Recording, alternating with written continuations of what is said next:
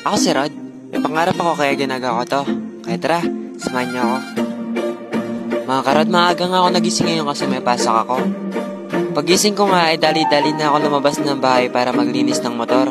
Paglabas ko nga ay sinuot ko na aking mga tsinelas para lumabas. At paglabas ko nga ay napakadilim pa pala kasi alas 5 pa lang yan ng umaga.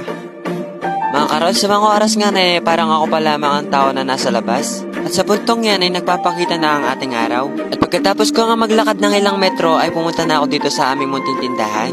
Pagpasok nga ng tindahan ay nakalak pa pala itong pinto. Nang nalaman ko nga na nakalak pa aming pinto ay nilabas ko na nga muna itong motor. Ito nga motor na ito ang gagamitin ko para pumasok sa paaralan. At pag wala nga akong pasok sa school ay ito ang ginagamit ng aking itay para pumasok sa kanyang trabaho. Pagkalabas nga ng motor ay pinarking ko na ito kung saan ko ito lilinisin.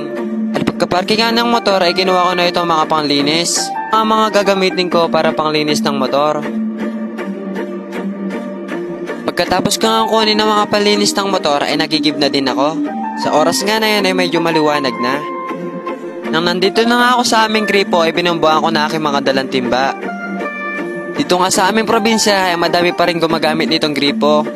Maliban nga sa napakalamig ng tubig nito ay mapapatipid ka pa talaga. Kaya kung taga-probinsya ka, gripo na lang gamitin mo, mas makakatipid ka pa. At pag gripo ang ginamit mo, may exercise ka pa. Kaya kung ako sa'yo, mag-gripo ka na. At pag puno nga ng dala kong dalawang timba, ay binuhat ko na rin ito. Dito nga ay nilagay ko na muna sa harapan ng ating camera. Pagkatapos nga magigib ng tubig ay ako na rin nagluto para hindi na magluto sila mama. Kaya ako na nagluto para mabawasan naman ang gawain nila mama. Dito nga ay binuksan ko na itong tangke para mabuksan na itong stove. At pagkatapos nga mabuksan ng stove ay kinuha na itong takip para takpan ang niluluto ko. At pagkatapos ko nga magluto ng kanin ay pumunta na ako dito sa labas para linisin ang motor. Baka nga magtatanong kayo kung bakit nililinis ko pa to bago pumasok dahil nga napakadaming alikabok nito. Hindi na nga nalilinisan ng aking itay dahil nga sobrang pagod niya sa kanyang trabaho. At pagkatapos ko nga nalinis itong motor, ay babalik ko na aking mga ginamit. At pagkatapos nga binalik sa dati ang aking mga ginamit, ay kinuha ko na ito aming sabon.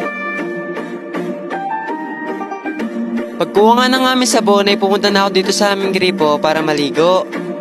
Pagpunta nga dito sa aming gripo, ay may nakita akong batya at ito na lang aking ginamit para maligo. At nang naliligo na nga ako, ay pumunta dito ang mga bata para isama ko daw sa aking vlog. At pagkatapos ko nga maligo ay dito na ako nagbihis sa aming bahay.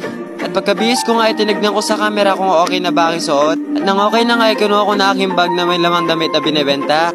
At syempre di kailangan mawala ang ating camera. At pagkuha nga ng aking camera ay kinuha ko na din itong aking helmet. Pagkuha nga ng aking helmet ay lumabas na rin ako sa aming bahay. Paglabas nga ng bahay dito na ako dumaan sa aming eskanita. Alam mo, dito na nga ako sa harapan ng aming tindahan, dito ko na lang sinuot ang aking helmet. Kailangan nga natin mag-helmet para pag sumemplang tayo ay hindi mapuro ng ating ulo.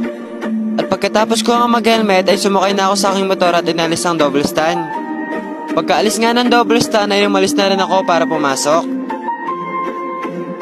At pagpunta nga sa kanto ay medyo wala na pala akong gas kaya nagpagas ako dito sa aming kanto. Mga karod, na nandito na tayo sa school ay nilagay ko na nga muna sa harapan ng ating camera. Mga karod, pagkalagay nga ng camera sa harapan ay pinuntahan ko na ulit ang aking motor.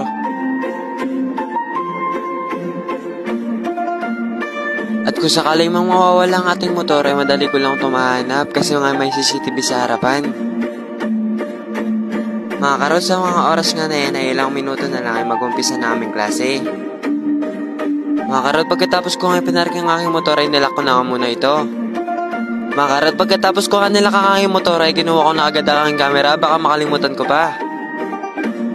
Mga karod, pagkatapos nga ng klase namin ay bumibili sa akin ang aking kaklase ng 3 damit. Ang kanyang pinili nga na kulay dito ay kulay black, maroon at white. Mga karod, ang binigay ko na nga kanyang gustong kulay, binayaran na kanya ito. Kung itatanong nyo ako tag magkano ang binibenta kong damit ay tag 200 lang kada isa, kaya bili na kayo. Mga karod, pagkatapos nyo nga bumili ng damit ay pumunta na nga ako dito sa aking pinagingan na motor. Dito nga ay nalis ko na ang kanyang pagkakalak para malabas ko na rin. Mga karod, dito nga ay nagpaalam na nga ako sa aking mga susipag at magagandang teacher. Mga karod, dito nga ay sinabay ko na aking pinsan. Sayang din kasi kung mamamasaya pa siya. At nang nandito na nga siya sa kanto ay nagpaalam na siya. Mga karod, inimbitahan nga ako ng mga kaklase ko para mag-swimming. At ako nga ay hindi pwede tumanggi dahil libre lang. Mga karod, pag inimbitahan ka ba ng kaklase mo tapos libre, tatanggi ka ba? Di ba hindi? At dito nga lang kami nag-swimming sa Vista Verde. Dito lang yan sa Dila-Dila. Mga karod, dito nga pala ang ating mga kasama. At dito nga ay magbabayad na aming kaklase. Shoutout nga pala kay ate na nagbabantay sa Vista Verde. Binigyan kami ng discount. At nang nakapagbayad na nga kami, ay nauna na akong pumasok para makita ang ganda ng Vista Verde. Dito nga ay bubukod sa inyo ang napakalaking swimming pool at napakalamig na tubig. Kung naghahanap nga kayo ng mura at magandang swimming pool, ay dito na kayo pumunta sa Vista Verde. Makikita nyo nga sa video na to ang linis ng Vista Verde. Mga karod, dito na nga pala ako sa aming cottage. Sa punto ngayon na nag-swimming na pala aming ibang kasama. Dito nga ay nagkayayan na kami para umuwi kasi di na namin kinaya ang lamig ng tubig. At hanggang dito na lang ating vlog. Salamat!